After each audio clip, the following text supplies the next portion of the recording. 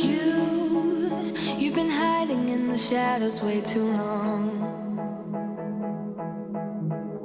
You always thought that you were weak, but babe, you're wrong. Yeah, you better step into the light, just give it a try. Think that it's time you let that spark out. You've been hiding in the shadows way too long. And who cares if you might mess it up? You're stronger than the others think. And who cares if you might mess it up? Go ahead and shine, darling. Go ahead and shine, my dear. Good morning. Happy Thursday. Actually, I woke up this morning and I had to think, is it Thursday? What day is it? So good morning. Thanks for joining me for today's live coaching session. I don't know, we've done several of these now. So thanks for joining. I appreciate not only those of you who join live, but also the comments that I get afterwards, even during the show. I've gotten a few comments for folks who joined. So I appreciate all the comments, even after the replay. I love answering those and love hearing what you have to say. This morning, I want to jump in because I actually did a radio show in Houston on Thursday. And let me just make sure I don't have any comments. I got to do better about that. I was on a radio show in Houston on Thursday and got into a conversation, really motivational, inspirational, not only about my career, but really the lessons I've learned. And you all have heard me share this lesson, today's topic, multiple times before, probably if you've watched these videos, but I want to go back to it because it really did started in a very interesting conversation during the radio show in Houston on Tuesday night. And the topic is why no means not now. It is hard to do, but it is one of those golden nuggets that once you learn and you put this into practice, it's going to change a lot of things for you, even personally, I would say, but especially in your career.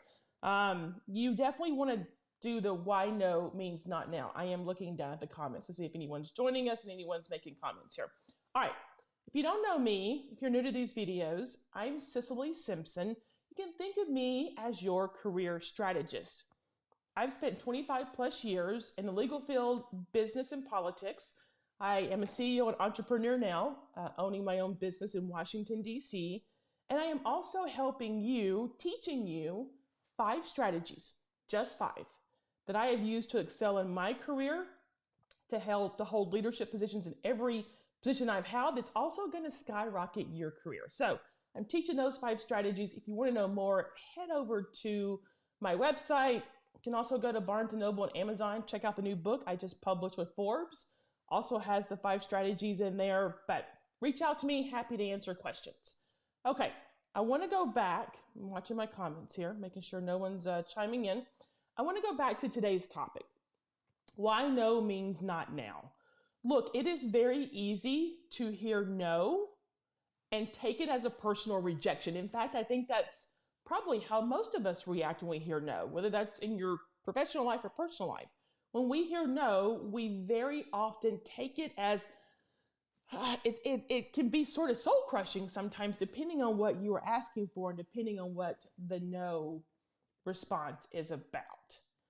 Here's something I want to share with you. When you hear no, instead of hearing that personal rejection and feeling the need to walk away, instead hear no as not now, meaning not now.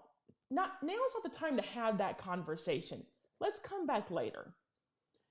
You know, you asked for that raise. Instead of hearing no, you didn't get it, now's not the time to have that conversation. Let's come back and have that at another time. Hear no as not now. Maybe the moment is not right now, okay? Maybe you caught somebody in a bad mood. I've actually had that experience before. Maybe you caught someone they say no because they want to get out of the conversation quickly.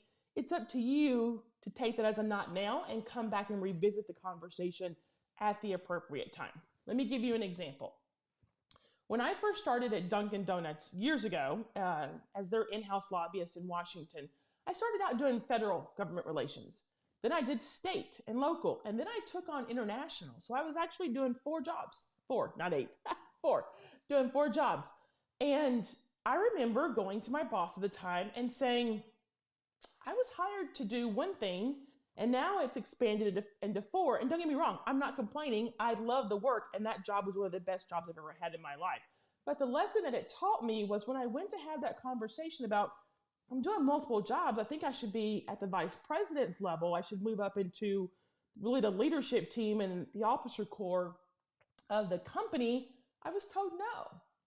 And I said, okay. Sort of recalibrated, came back again, and I was still told no. And that's when I learned, I said, okay, you've told me no twice. What am I missing that is leading you to tell me no? And then the conversation went to, well, you've got to have 4 criteria that you have to meet from HR to be at the vice president's level. You meet 2 of those 4. So that's when I said, okay, will you help me with those other 2 areas that I currently don't meet? Will you help me meet those qualifications to get to the next level? My boss said yes. We then developed an 18-month plan for me to move into the vice president's role. Still same duties, but it was that leadership role. It was that officer position that I wanted in the company. And we developed a plan, 18 months. I think I did it in less than 12, obviously with her help. But do you see how that worked? She told me no, one or two times. And then I went back to her and said, okay, you've told me no. So let's talk about yes. Let's talk about how I get to yes. And look, I have a whole philosophy on helping people get to yes that I will share at some point. But for now, I just want you to understand, you can hear a no and treat it as a not now. Say thank you, leave, come back and reapproach the conversation in a few days or maybe a week or 2, and then help the person you're talking to have a different kind of conversation so that no is not the end result. So no means not now. Just recalibrate what you're hearing, that you don't walk away and think it's fatal rejection. It's just asking you to recalibrate. No means not now. And when you start using that in your career and you come back and have a different conversation, again, personal life as well, that is one of the most powerful lessons I have ever learned in my career that I've shared with teams that I've led, quite frankly, that I even share with clients now as we're working on Capitol Hill. No is not rejection. No means not now, come back later for a different kind of conversation. I don't see any comments this morning, so I'm going to wrap this up. Listen, send me a message, put a comment below if you want to talk about why no means not now. It is easy to say, but hopefully, easy for me to say rather. Hopefully that illustration that I just gave you, that story shows you how you can just sort of pivot, how you pivot the no to a not now, how you hear it, how you treat it, what you do next.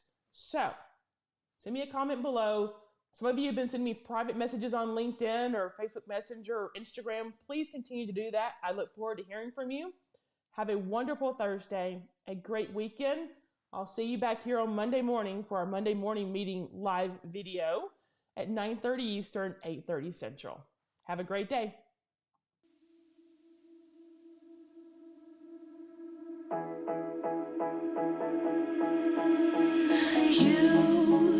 You've been hiding in the shadows way too long.